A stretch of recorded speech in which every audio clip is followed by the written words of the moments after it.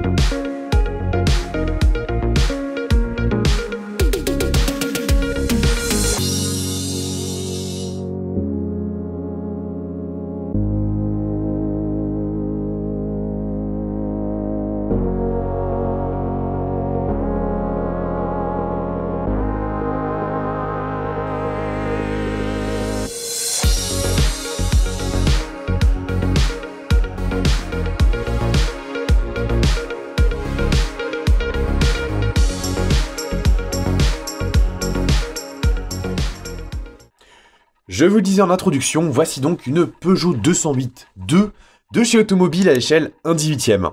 Alors je vous l'accorde, effectivement, on est sur un modèle qui sort un petit peu de l'ordinaire et de ce que Automobile nous propose d'habitude. Cette fois, on est vraiment sur un modèle ultra contemporain, puisque c'est la voiture la plus vendue en France. Seulement, les Peugeot 208 qu'on voit dans la rue, généralement, elles ressemblent pas trop à ça. Généralement, on est sur des versions un petit peu plus basses. Mais avant tout, on va remonter un petit peu le temps. Alors, on va remonter un petit peu le temps, mais pas trop non plus.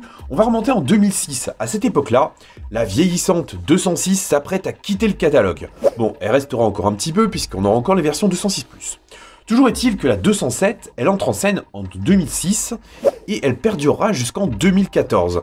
Alors, la 207, je pense qu'on va s'accorder là-dessus sur le fait que c'est pas la Peugeot la plus réussie, que ce soit en matière de style ou en fiabilité, mais elle avait le mérite d'entretenir un positionnement assez intéressant dans le segment B, notamment pour lutter face à la redoutable Clio 4, et surtout la Clio 3 d'ailleurs. En 2012, cette fois, c'est la 208 qui est entrée en scène.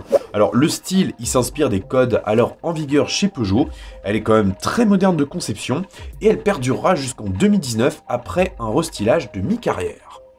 2019, justement, c'est l'année où fut présentée la Peugeot 208-2. Alors effectivement, chez Peugeot, on passe pas à la série 9. On aurait pu s'attendre à la Peugeot 209, mais ça aurait posé un problème dans le segment inférieur, c'est-à-dire celui de la 308. Parce que cette 308-là, c'est une 308-3. Mais si Peugeot avait continué de monter à chaque série, on aurait eu la Peugeot 309, sauf que la Peugeot 309, elle ressemblait à ça. Donc chez Peugeot, on est resté à la série 8, c'est pour ça qu'on est sur une 208 de deuxième génération. Elle a été présentée donc en février 2019 et elle a été présentée au public, ce coup-ci, au Salon de Genève de la même année. Cette voiture-là, elle marque un véritable renouveau pour Peugeot. Le style évolue très intensément. On est sur des lignes qui sont ultra contemporaines. On expose fièrement des galbes noirs, des extensions d'ailes, enfin la Peugeot 208 évolue tout en restant dans un esprit un petit peu rétro, notamment au traitement des custodes qui rappelle un petit peu ce que l'on a pu voir sur les 205 et 206. La 208-2, elle marque aussi l'instauration de nouveaux codes stylistiques, avec notamment les griffes qui sont intégrées dans les feux arrière, mais également dans les feux avant sur les finitions hautes, et les fameux crocs LED qui prennent la forme de sabre qu'on retrouve à l'avant, et qui est désormais un gimmick des modèles Peugeot. La 208-2, c'est vraiment le modèle du renouveau. Alors effectivement, elle est commercialisée depuis maintenant bientôt 4 ans, enfin 3-4 ans, et elle ne bénéficie malheureusement pas du nouveau logo de la marque, qui ressemble à ça, je rappelle, puisque il faudra certainement attendre le restylage qui interviendra l'année prochaine pour découvrir enfin des 208 avec le logo actualisé. Toujours est-il que cette 208 là, elle repose sur la plateforme CMP, qui est déjà commune avec celle de la DS3 Crossback. Je dis bien de Crossback parce que c'est pas la DS3 actuelle, c'était l'époque où la DS3 s'appelait encore DS3 Crossback. Mais également la plateforme qui a servi au 2008 un petit peu plus récemment et à d'autres modèles, notamment la Corsa qui repose, je rappelle, sur la même base technique que cette 208. La 208-2, elle dispose de nouvelles motorisations. Donc du côté des moteurs thermiques, on retrouve le moteur PureTech qui est un 3 cylindres qui développe une puissance de 75, 100 ou 130 chevaux. Les deux dernières sont équipées de turbos, la première reste un moteur atmosphérique bien sûr. On a également un moteur diesel, un Blue HDI de 100 chevaux, enfin 200 chevaux, et enfin une version électrique qui s'appelle i208, enfin E-208, et qui est une version électrique qui dispose d'une puissance allant jusqu'à 136 chevaux. Ça dépend en fait des modes. Ici, je vais rebondir un petit peu plus précisément sur la version qu'on a. Alors, ceux qui ont la meilleure vue pourront distinguer le logo GT.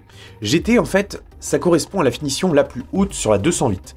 Alors, à l'époque, la gamme était un petit peu plus fournie en matière de finition. Ça démarrait avec la finition Like, qui ressemble à ça, et ça allait jusqu'à la finition GT Pack. On est en décembre 2022, la finition GT Pack n'est plus au catalogue, mais c'est quand même cette version-là qu'a reproduit Automobile, et à mon sens, c'est la plus jolie, avec notamment ces jantes de couleur noire qui contrastent bien avec les ailes. Justement, la finition GT, c'est la version la plus haute. Alors effectivement, par rapport à l'entrée de gamme, elle nécessite un surcoût assez conséquent, mais il faut dire que la dosation est aussi bien meilleure. Elle se distingue notamment par son aileron qui est peint couleur noir brillant, par ses jantes de plus grand diamètre, par ses arches, par ses feux à LED aussi bien à l'avant à l'arrière, et aussi par son intérieur qui est beaucoup plus sportif dans sa présentation, avec notamment le système iCockpit qui rend super bien. La finition GT que vous avez face à vous, c'est une version équipée de la peinture métallisée jaune faro. Il faut savoir que chez Peugeot, on a fait un choix qui est génial, c'est de proposer deux séries la peinture métallisée en guise de présentation. Par exemple, sur la nouvelle 308, c'est le vert olivine, qui est une peinture métallisée gratuite. Sur la 208, c'est le jaune faro, qui est une peinture métallisée gratuite. C'est purement génial. En plus, c'est un très joli jaune. Ce qui fait que si vous voulez avoir du blanc opaque, il faut rajouter un supplément de 200 €. Bon, quand on aime les voitures colorées comme moi, clairement, le choix du jaune s'impose très clairement. Quant à la version précise, donc on est sur une version GT Pack, pour la motorisation, on est sur la motorisation essence de 130 chevaux. On l'identifie à sa double sortie d'échappement. Bref, vous l'aurez compris, Automobile a choisi la version la plus haute du catalogue, et je trouve que c'est un très bon choix, d'autant plus qu'il y a beaucoup de choses à observer sur ce modèle-là. Justement, il est temps qu'on s'attaque un petit peu à la présentation de la miniature. Donc je vais arrêter le plateau, et on va faire la découverte un petit peu plus détaillée de cette belle 208. D'ailleurs, ça fait vraiment bizarre d'avoir un tel modèle à échelle 18e. C'est vraiment une grosse surprise, je ne m'attendais pas du tout à ce qu'Automobile la fasse. Mais en fait, c'est une voiture qui a un tel capital sympathie qu'au final, c'était presque logique qu'elle rejoigne la gamme. Au même titre qu'Automobile s'ouvre maintenant des voitures un peu plus classiques. Notamment, il y aura le C15 qui va arriver bientôt, mais également le Fiat Multipla. Bref, cette 208 là, c'est le modèle de la surprise et elle fait très plaisir à voir. Justement, passons à la découverte. Alors, au niveau de l'avant, pour être tout à fait franc avec vous, je trouve pas que ce soit la partie la plus réussie, parce que je trouve que la calandre manque un petit peu de finition. Alors, je reconnais, chez Peugeot, on a tendance à faire des calandres qui sont un petit peu sophistiqués en matière de style, ce qui fait que c'est très difficile à bien restituer. On a notamment plein de petites parties qui sont brillantes, enfin chromées même, et donc forcément, ça représente un véritable défi en matière de miniaturisation. Toujours est-il que je trouve qu'Auto s'en sort quand même assez bien par rapport aux contraintes et par rapport au budget à tenir. Les phares, je trouve qu'ils sont également très bien. Alors, bien sûr, il y a eu un travail de simplification qui a été opéré, c'est logique, il y a un budget à tenir, mais ça rend bien, surtout lorsqu'on s'éloigne un petit peu. Alors, il faut savoir que la 208, elle est vraiment très moderne dans sa ligne.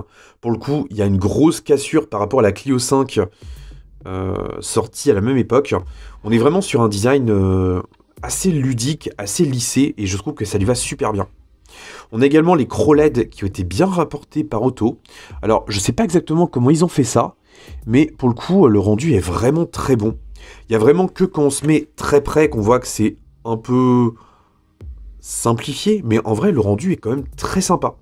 On retrouve bien sûr le logo Peugeot qui est implanté à l'avant, dans la calandre. Donc, on est sur l'ancien logo, bien sûr, comme je le disais. Et on a également le monogramme 208 qui apparaît sur le bas du capot et en haut de la calandre. Là, encore une fois, on est purement dans l'esprit néo-rétro, puisque Peugeot a voulu tout simplement rendre hommage au modèle du passé en reprenant ce gimmick-là. Et je trouve que ça marche super bien. Donc au niveau de l'avant, on est quand même sur un bilan qui est plutôt bon. Le rendu du jaune faro, alors il est assez technique à restituer à la caméra. Je trouve que ça rend encore mieux à l'image qu'en vrai. Mais on est vraiment sur une teinte qui est assez intense. Vraiment un jaune qui est magnifique, qui est brillant comme il faut. Et surtout qui n'a pas de peau d'orange. Vraiment, là c'est une pure réussite. Ça fait très plaisir à voir.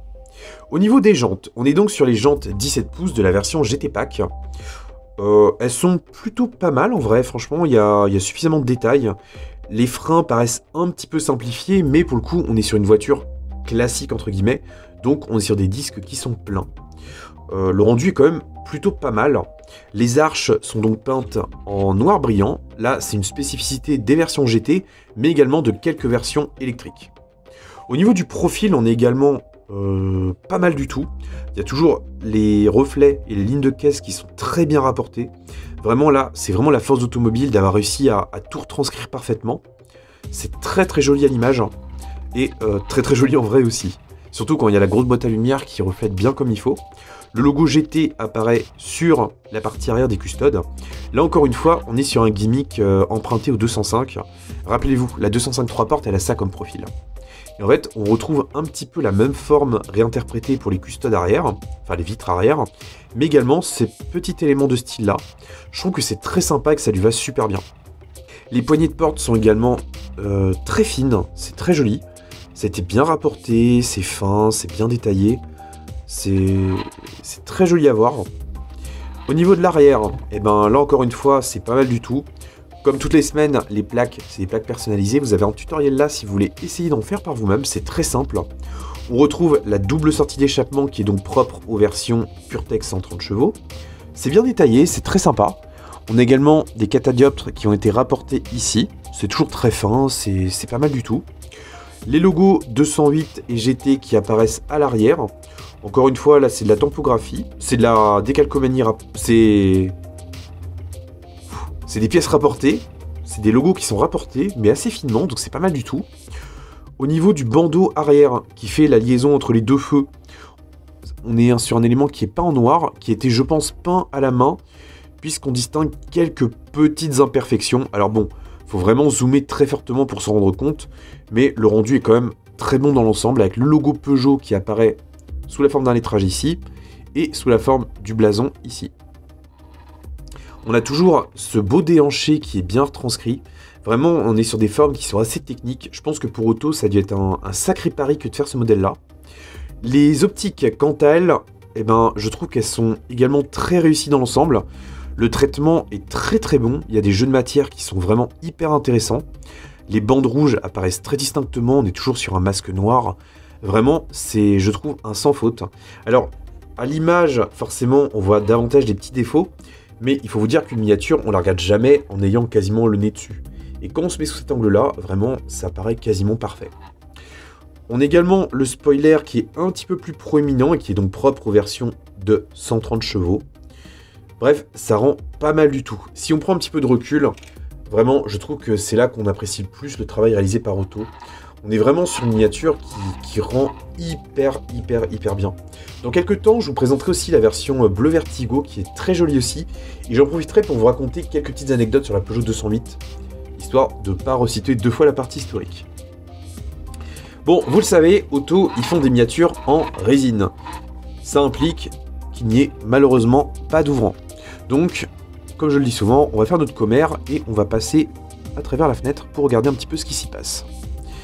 Alors, on a donc le système iCockpit. iCockpit chez Peugeot, ça correspond aux compteurs numériques qui sont plutôt bien rapportés. Donc c'est une simple image qui a été appliquée dessus.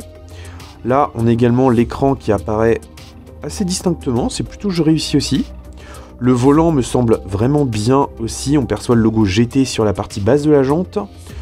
Le logo Peugeot sur la partie centrale. Et on perçoit bien des jeux de texture au niveau du volant.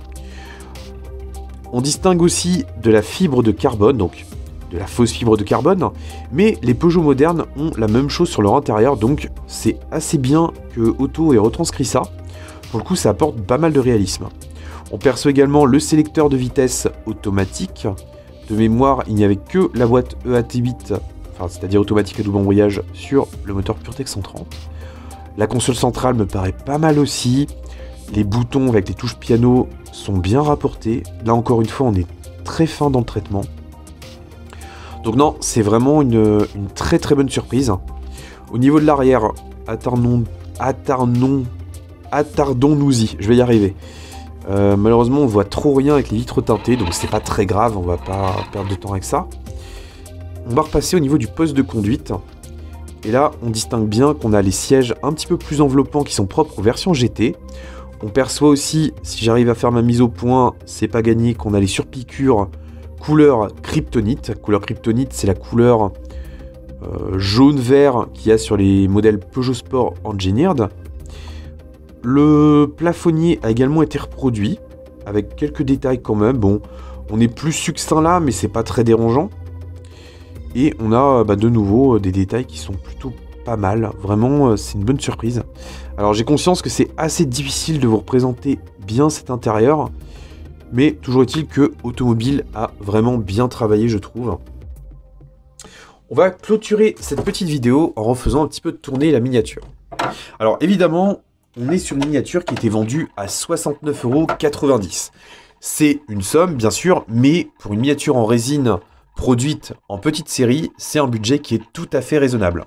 En effet, seulement 999 exemplaires jaune Faro et 999 exemplaires bleu Vertigo ont été produits, ce qui fait que ce modèle-là est une véritable rareté. J'espère que Automobile ressortira cette même 208 dans d'autres coloris, pourquoi pas le rouge élixir, en plus grande série, histoire de toucher tous les fans de Peugeot qui n'ont malheureusement pas pu acquérir ce modèle en jaune ou bien en bleu. Toujours est-il que la reproduction, elle est quand même plutôt soignée dans l'ensemble. Alors, tout n'est pas parfait, comme je vous l'ai dit, il y a quelques petites mises en peinture qui sont imparfaites. Le logo, il est bien droit sur le modèle jaune, il l'est un petit peu moins sur le modèle bleu. La calandre manque un petit peu de finition et l'antenne de toit, j'en parle que maintenant, elle aurait pu être un petit peu plus fine. À côté de ça, on a vraiment une miniature qui, je trouve, est une pure réussite. Vraiment, je fais volontiers l'impasse sur ces quelques défauts, parce que à côté de ça, vraiment, déjà, il y a l'audace dans le choix du modèle, il y a la finition qui était poussée un petit peu plus loin, parce que ce modèle-là a quand même pas mal de spécificités, et il y a aussi tout simplement le fait qu'on puisse trouver à l'échelle d'un 18e une nouveauté qu'on croise partout dans la rue. Je trouve ça purement génial.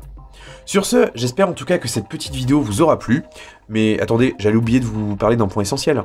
Si vous voulez acquérir ce modèle-là, il est possible de la trouver sur le marché de l'occasion.